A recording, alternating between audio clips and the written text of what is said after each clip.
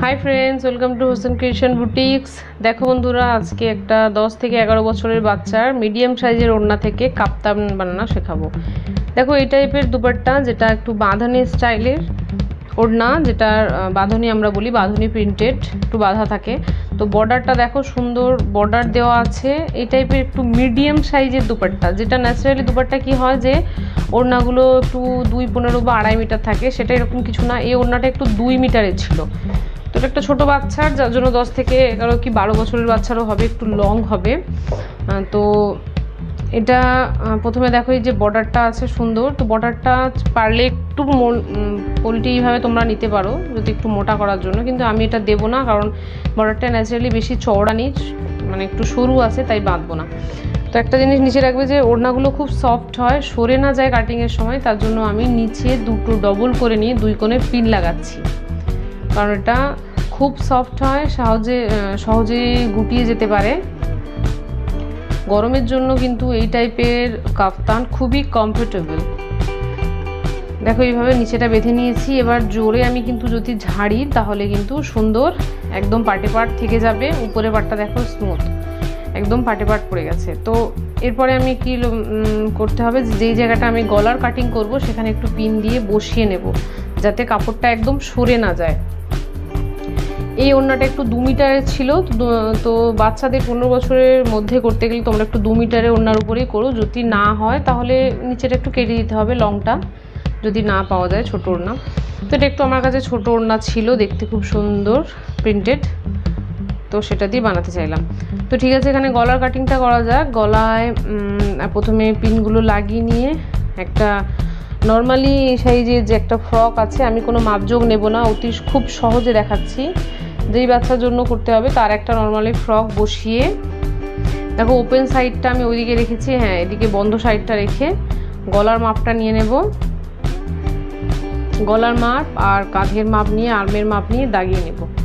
তো গলাটা যতটা ডিপ আছে ততটা ডিপ কিন্তু নেব না, একটু বেশি নিতে হবে, কারণ যতটা ডিপ আছে তার থেকে একটু কম নেব। তার আগে দেখো সাইডের যা বডি মেজারমেন্ট আছে তার থেকে 1 ইঞ্চি করে আমি একটু বেশি নিচ্ছি। আর গলাটা আমি এতটাই নেব যতটা ডিপ আছে। আর গলার হ্যাঁ এখান থেকে আমি আর্ম আর নিচের সাইডটা খোলা অংশটা দাগিয়ে নিলাম। এইভাবে ঠিক অপোজিটেও আমি এইভাবে ফেলে দাগিয়ে নেব। যেভাবে দেখো যেভাবে এই দিকে দাগিয়েছি, এটা কিন্তু ফ্রন্ট আমার কাছে, এভাবে দাগিয়ে নেব।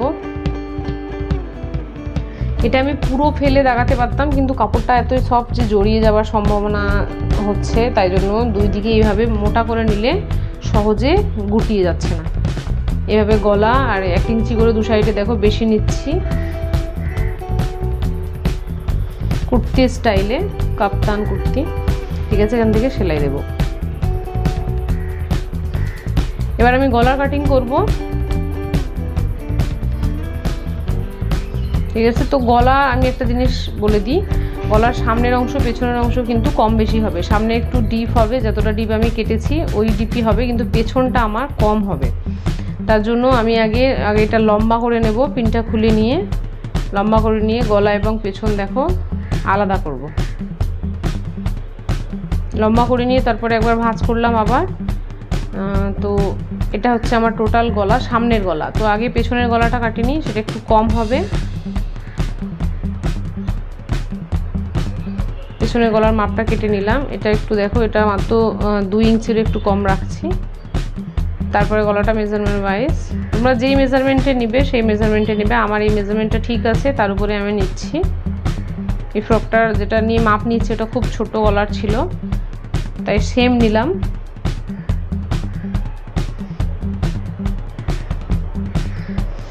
এবার দেখো এটা একটা রাউন্ড শেপে এসে যাবে, পেছনটা কম হবে, সামনেটা বেশি। এইভাবে রাউন্ড শেপ ভালো করে বিছিয়ে নিতে হবে। রাউন্ড শেপে আসলো, সামনেটা একটু ওভাল হবে। তো এটাতে আমি প্রথমে গলার যে বর্ডার দেওয়া হবে, বর্ডার দেওয়ার জন্য একটা হোয়াইট টাইপের দেখো এই টাইপের একটা হোয়াইট কাপড় নিয়ে নেব, যেটা আমি এর নিচে দেব, ঠিক আছে। বিছিয়ে ঠিক মাঝ বরাবর কাপড়টা রাখতে হবে, কারণ আমাকে হেমিং করার জন্য, হ্যান্ড হেমিংয়ের জন্য একটু বর্ডার যেটা গলায় দেওয়া হয় সেই রকম থাকবে। তো আমি এটা করার পর চতুর্দিকে পিন লাগিয়ে নেব আগে সেট করার জন্য, কারণ কাপড়টা খুব সরে যাতে না যায়, সহজে যাতে সেলাই করা যায়।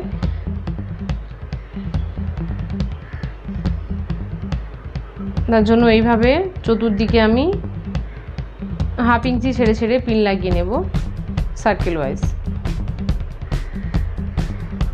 এটা সেট করে নিয়ে দেখো আমি পিন লাগিয়ে নিয়েছি গোটাটা সার্কেল ওয়াইজ। এবার আমি এইভাবে সেলাই করে নেব, ঠিক আছে। যেভাবে পিন বসিয়েছি আমি এখন কোনো কাটিং করব না, দেখো সেলাই করে নেব। এইভাবে সেলাই করে নিয়েছি, সেলাই করার পর এটা আমাকে কাট করতে হবে। সামান্য যেমন ব্লু কাপড়টা রেখেছি ওই বরাবর আমি একটু কাপড় রেখে, বেশি কাপড় রাখার দরকার নেই কারণ এটা গুটিয়ে দিতে হয়।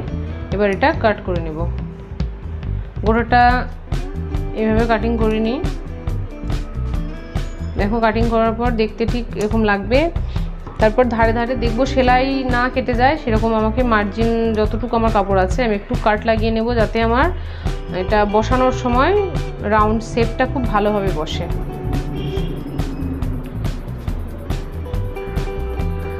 একটু বেশি অংশটা ফিনিশিং দিয়ে দেব।